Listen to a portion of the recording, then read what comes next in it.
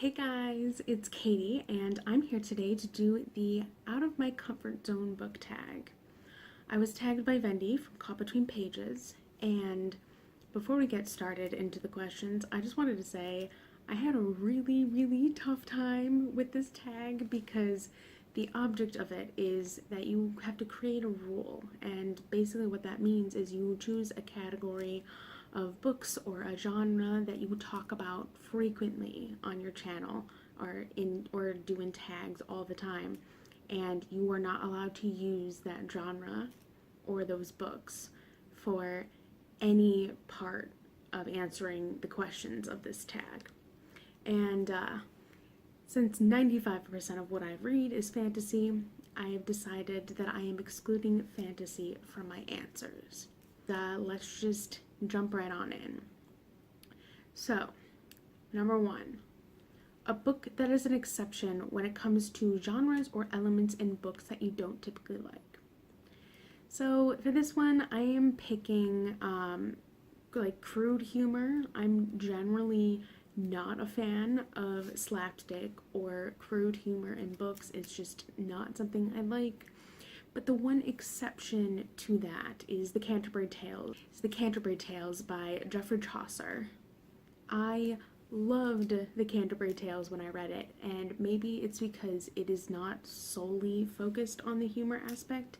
It's a social commentary on medieval England, and it's just so phenomenal, and I just love the structure of it. I love the tales that are told of the ones that I've read, because I haven't read every single one, but I just really enjoyed the overall story it was telling, and even though there was quite a bit of crude humor throughout, I couldn't help but make an exception for The Canterbury Tales. Number two, a book you enjoyed from a genre you previously held some stigma about.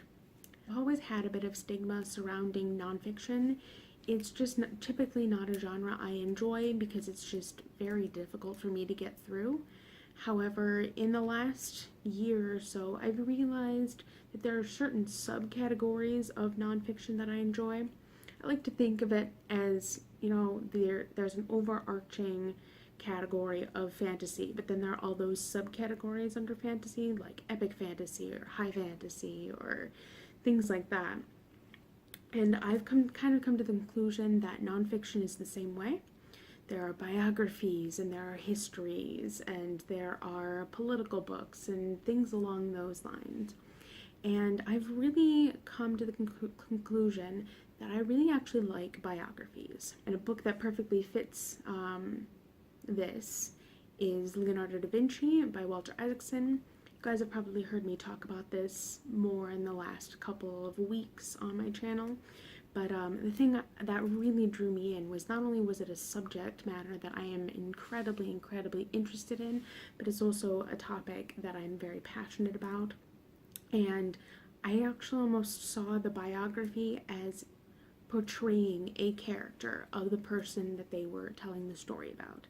And that just definitely helped me get through the book. It was just so much more captivating and so much more interesting, and it definitely held my interest as I was reading. And so I've come to the conclusion that I really enjoy biographies, even though they tend to fall into a genre that I typically don't reach for. Number three, a book you didn't know was actually out of your comfort zone until you started reading it.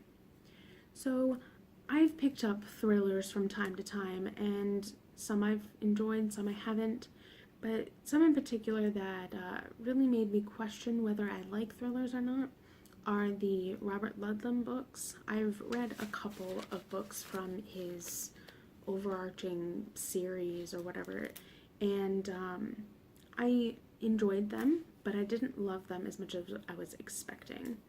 I've come to the conclusion that I'm very particular with thrillers in that they need to have other kind of sub-genres within them. Like, Dan Brown's books can technically be counted as thrillers, and I love them. But what I love about them is the use of the history and art and architecture and symbology and just all of these other areas that he draws on and it's not just solely focused on the thriller aspect. I just found that Ludlum's books, as even though that they were interesting, were just generally not my favorite. I found them predictable and, in some ways boring, but talking to other people that have read a large portion of his books, I heard that the two that I chose to read were not the best. So maybe I might like them again. But then I also read Casino Royale and I hated it. And maybe it was just the style of the writing or the characters, but I just did not like it. And that's technically kind of like thriller-esque in a way. So I'm not sure, but those are some examples of thrillers that I just generally wasn't a huge fan of. But there have been some that I have enjoyed. Number 4, pick a friend or booktuber that motivates you to pick up books you might not normally be interested in. What is one book out of your norm that they convinced you to give a try? And for this prize goes to Emma from Emma Rosen, and she encouraged me and everyone else, and I'm going to encourage everyone to pick up her book, Milk. And I haven't read it yet. I actually have it sitting, and I'm probably going to pick it up sometime later this year. But I typically don't gravitate towards nonfiction, as you said, and memoirs are another subcategory of nonfiction. And it's just not something that I've always gravitated towards. But I've heard some people on BookTube talk about it, and I've heard Emma talk about it herself, and it just sounds like something I should really give a try, and something that could be really, really interesting and important to read. And so I'm probably going to pick that up in the coming year. Number 5, a book that is out of your comfort zone that you would like to read. And for this, I'm picking Love, Simon by Becky Albertalli. I'm picky with contemporaries. Very, very picky with contemporaries, which is weird considering all the fanfic that I read. But for some reason, books are very much a hit or a miss. I very, very rarely read them, and if I do, there are very, very few that I actually enjoy. So the fact that I'm even considering reading Love, Simon, despite all the hype and everything, is a feat in and of itself. But the story sounds really cute and like something that I might be interested in, so I'll be interested to see how I feel about it when I actually pick it up. And finally, number 6, a book or genre so out of what you normally read that you'll probably never give it a or another chance. And for this, I am 100% picking magical realism. I have had nothing but bad experiences with magical realism. I read 2 magical realism books in high school, and I have really never picked up another book in that genre ever again. And the 2 books that I read that I hated more than anything else, because they are lowest rated books on Goodreads and just in life of all time. And the first one is The Metamorphoses by Franz Kafka. Hated it. I loved Ovid's Metamorphoses. That was great, but that's also not really magical realism. It's its own thing. But I hated Kafka's version of The Metamorphoses. It was just bad and weird and just not for me. But then another one, and this is arguably my most hated book of all time.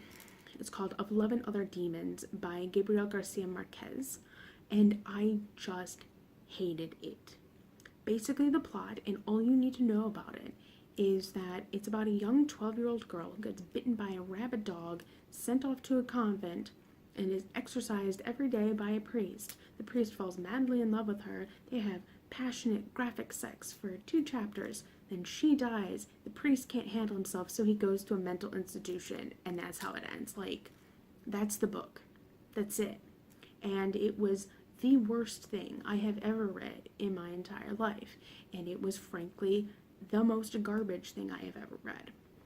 And just based on those 2 books alone, I will never, I should never say never, but I I'm just not inclined to pick up anything that is labeled as magical realism ever.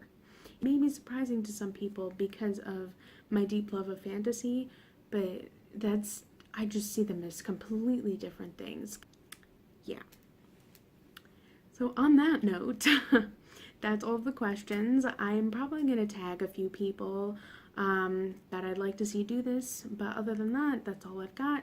You know the drill at this point, and both my social media links are down below in the description, and I will catch you guys later with another video. Okay, bye!